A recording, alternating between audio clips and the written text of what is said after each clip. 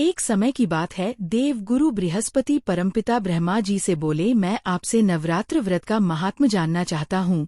देवी दुर्गा के नवरात्र जिन 9 देवियों को समर्पित है, वह परम शक्ति कौन सी है? क्या ये त्रिदेव की कोई लीला है? ये सुनकर ब्रह्मा जी बोले, हे बृहस्पति, आप तो देवताओं के गुरु हैं। आप अपनी योग शक्ति के प्रभाव से इस रहस्य को जान सकते हैं, पर जन कल्याण और मानव हित के लिए मैं आपको भगवती दुर्गा के प्रभाव का वर्णन करता हूँ।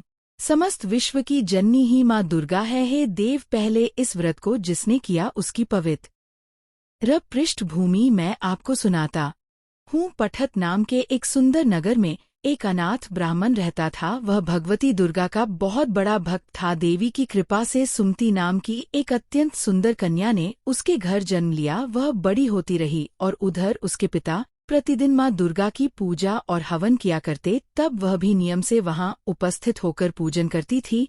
एक दिन सुमति अपनी सखियों के साथ खेलने लगी और पूजन में उपस्थित नहीं हुई। पिता के बुलाने पर भी सुमति नहीं आई। पुत्री के ऐसे व्यवहार से पिता क्रोधित हो गए और बोले, सुमति, तुमने आज मेरी आज्ञा की अवहेलना की है। जिस पूजन को मैंने बचपन से तुम्हें सिखाया है, आज उसी भगवती के पूजन से तुमने अपना मुख मोड़ लिया। नहीं पिताजी, ऐसा नहीं है। खेल खेल में मुझे ध्यान ही नहीं रहा।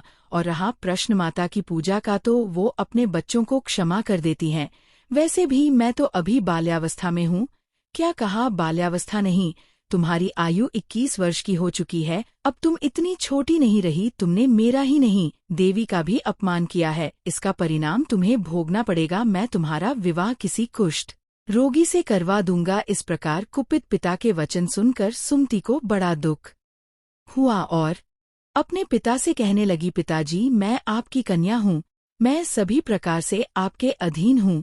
जैसी आपकी इच्छा हो आप मेरा विवाह कर सकते हैं। होगा वही जो माँ जगदम्बे ने मेरे भाग्य में लिखा होगा। पुत्री के ऐसे निर्भय वचन को सुनकर ब्राह्मण को और क्रोध आ गया। उसने अपनी कन्या का कुष्ठ रोगी से विवाह करवा दिया और क्रोधित होकर कहा, जाओ अपने कर्म का फल भोगो। देखें केवल भाग्य के भरोसे रहकर किस प्रकार तुम्हारा भला होता है। पिता के इस प्रकार के कटु वचनों को सुनकर सुमति अपने मन में विचार करने लगी, दुर्भाग्य ही सही, माँ भगवती ने मेरे भाग्य में जो लिखा था वह मुझे प्राप्त हुआ है। मुझे अपने भाग्य से कोई शिकायत नहीं।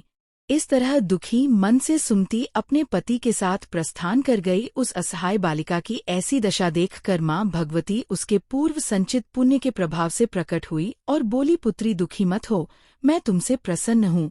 तुम जो चाहो वरदान मांग सकती हो। आप कौन है देवी जो मुझ पर प्रसन्न हुई है? ये सब आपने मेरे लिए कहा है, तो अपनी कृपा दृष्टि से मुझ दासी को कृतार्थ करे। तभी सिंह पर सवार दुर्गा के अष्टभुजा रूप में माता ने सुमति को दर्शन दिए और बोली, सुमति, मैं आदि शक्ति हूँ। मैं ही काली, लक्ष्मी और सरस्वती हूँ।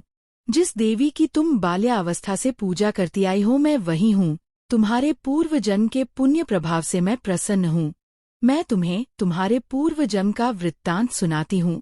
तुम पूर्व जन्म में भील की स्त्री थी। एक दिन तुम्हारे पति निषाद ने चोरी की, जिसके कारण तुम दोनों कारागार में बंद कर दिए गए। तुम्हें 9 दिन तक भोजन पानी नहीं दिया गया, लेकिन ये समय नवरात्र का था और इस प्रकार जाने अनजाने तुम दोनों का नवरात्र का व्रत पूरा हो गया है। पुत्री, उसी के प्रभाव से तुम हारा पुण्य अब जागृत हुआ है। तुम्हारी जो इच्छा हो सो मांग लो। है माता, मैं आपको प्रणाम करती हूँ।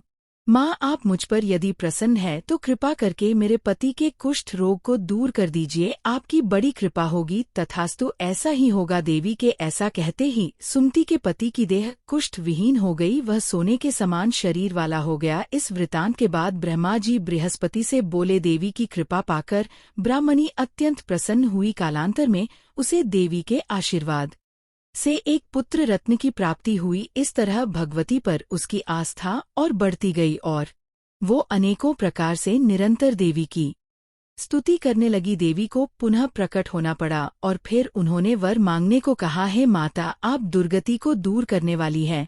आपने मेरा सभी प्रकार से मंगल किया है। हे मातेश्वरी, यदि अब आप मुझे कुछ देना ही चाहती हैं तो अनजाने में किए गए जिस व्रत के प्रभाव से आप मुझ पर प्रसन्न हुई हैं, मैं उस नवरात्र व्रत की विधि जानना चाहती हूँ।